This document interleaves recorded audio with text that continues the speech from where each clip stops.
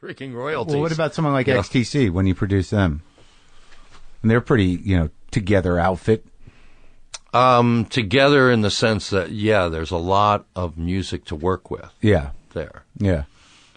I kind of got lucky because I caught them at a point of vulnerability. Uh-huh. Because they'd already, when I say they, we mean Andy. Yeah. Let's face it. Yeah.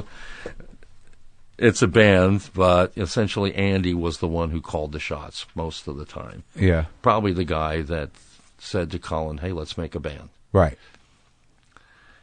And I was contacted by their label, by the A&R man at the label, and he said, well, their records have been selling less and less. Right. And costing more and more, And I knew about the band. I was a big fan of the band, and I knew about their history. Why don't they ever perform? Well, it's because Andy has debilitating agoraphobia or something like that. You can't get stage fright, can't play. And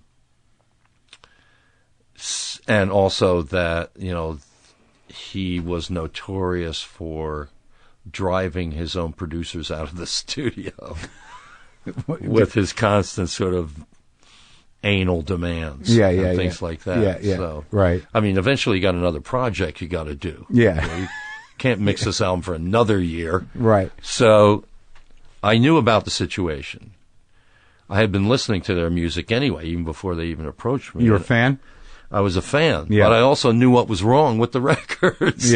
Because I was listening to them. Right. And essentially, what was wrong is that Andy had too much of a free hand. Mm-hmm.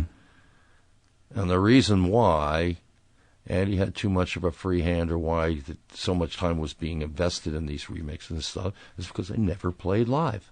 Yeah. Once the album was over, the fun was done. You go home, you sit around until you come up with another album. Right. Unlike most musicians. You go tour the record. They'll go out and play the record and stuff like that. Yeah.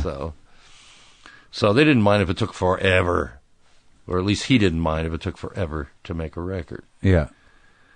So, I knew from listening to the records, they were getting more and more anal. The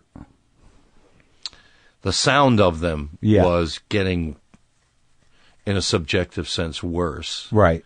But for reasons that wouldn't be obvious to most people. There's a thing called psychoacoustics, which has nothing to do with the actual music that's happening, but with the kind of stress that sound puts on you. Yeah.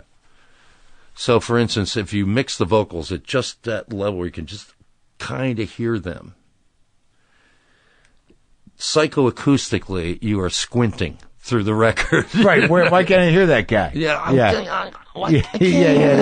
Right.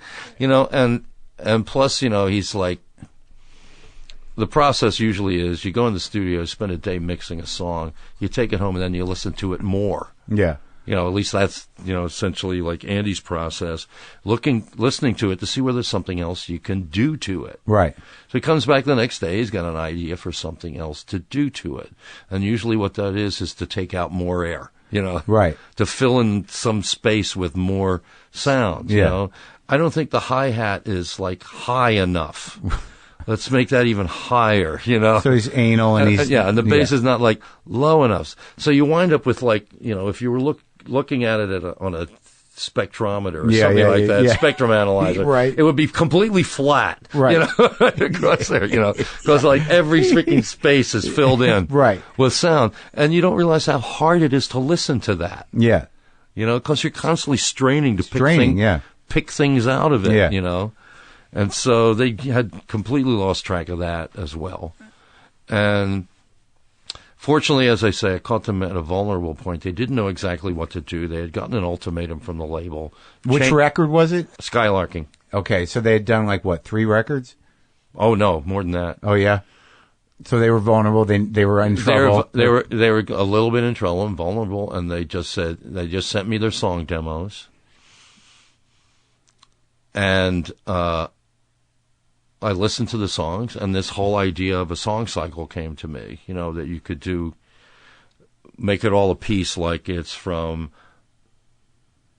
dawn till dusk. Yeah. It could be a day, or it could be a week, or it could be a year, it could be a lifetime. Yeah. Traveling through all these phases, but it's coming from one place and going to another place. Yeah. And so I essentially took a reel of tape, and I've done it. I did it before with an album with the Tubes, where we kind of mapped everything out beforehand, mapped out all the tempos, came up with the running order before we ever recorded anything. Yeah. The only question was refining tempos, and then doing some overdubs, laying some stuff. We went to San Francisco, laid on all the drums and orchestras and things like that. Right. Came back, did a few more vocals in Woodstock. But essentially, it was kind of preordained by me. You know? Right. The order. What the record was going to be right. like. Which is something that they never had endured before. Right. Yeah. And so they trusted you. I think 60% of the band trusted me. Mm-hmm. And then Andy never trusted me. Was he happy with the record? Initially, no. He went back to England immediately after we finished the record and took every press opportunity to say it was the worst record they ever made. Mm-hmm. He hated me at that point, and he was willing to sabotage his own career through his vitriol over me and the fact that I did not give up what I said I was going to do at the beginning of the record. I said, I'm going to be here at the end of the record. You may have driven these other producers off. I'm going to be here when this record is done. All right? Yeah. And lo and behold, we got through 3 mixes. Yeah. When we got back to my studio, 3 mixes, and they went home. Yeah. They went back to England. Yeah. Said they were homesick. Said there was something wrong with the well water. Yeah. To explain whatever, But in any case, I finished mixing the album myself without Andy. Without anyone looking over my shoulder. Mm-hmm. And delivered the record. And then what happened was, and it was perfect at that point. Yeah. It was a perfect record, Took it to Greg Calby, one of the world's premier masterers at Sterling Sound in New York. And we got the best master we could possibly get out of it. We delivered it. I hear a couple weeks later, okay, we're going to change the running order on the record. We're taking Dear God off the record. Yeah. We're going to take the hit record off the record. Right. That's Andy?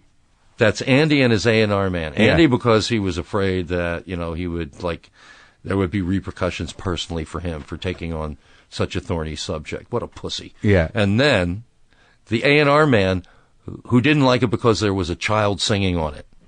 And he hated children singing on the records. So you had to fight that fight? No. I did.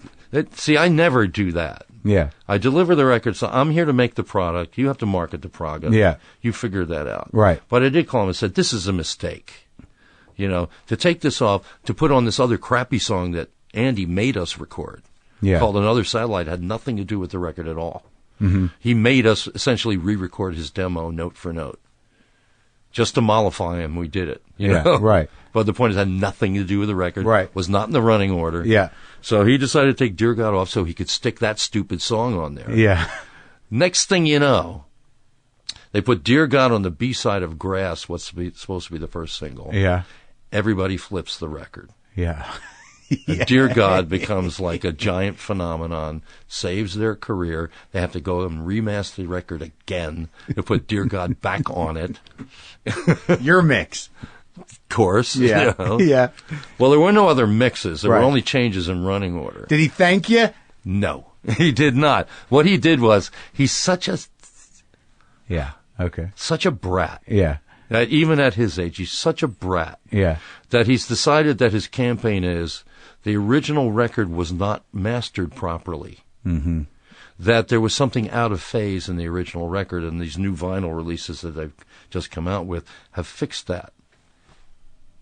Which is essentially him trying to impugn me, but not just me, Greg Calby, one of the world's, somebody who's mastered like every record you've ever heard of. Did they make a mess of it? I mean, they re-released it? Well, if there was something, I think it's just total bullshit. They did nothing. Complete bullshit. Yeah. But if such a thing existed, it's because they changed the running order on the record and had to remaster it. Which I had nothing to do with. That's fucking ridiculous. What a prick. All right. Did you do... And nothing's happened in the 30 years since Since what? Since Skylarking. been that long? Yes. Oh my God.